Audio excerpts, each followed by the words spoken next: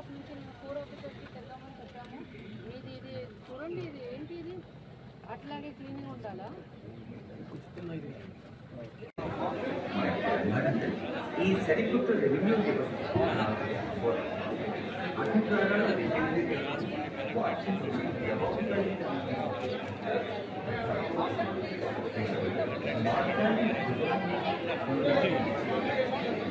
First నుంచి మీ గ్రామ పంచాయత్ లెవెల్లో కూడా ఇదే తహసీల్దార్, ఇదే ఆర్ఐ, ఇదే సర్వేర్ వస్తారు.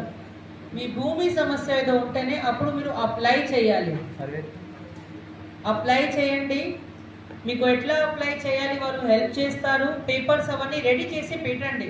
ఎందుకంటే కొత్త యాక్ట్ వచ్చింది కాబట్టి మళ్ళీ కొత్తగా అప్లై చేయాల్సింది పడుతుంది. ఒకవేళ మీరు గతంలో అప్లై చేశారు, మీది అప్లికేషన్ ఆన్లైన్ ఉన్నాయి అంటే కొత్త అప్లికేషన్ అవసరం లేదు. వినండి, ఇది అదే ఆన్లైన్ ఉంటేనే మనకి వస్తుంది.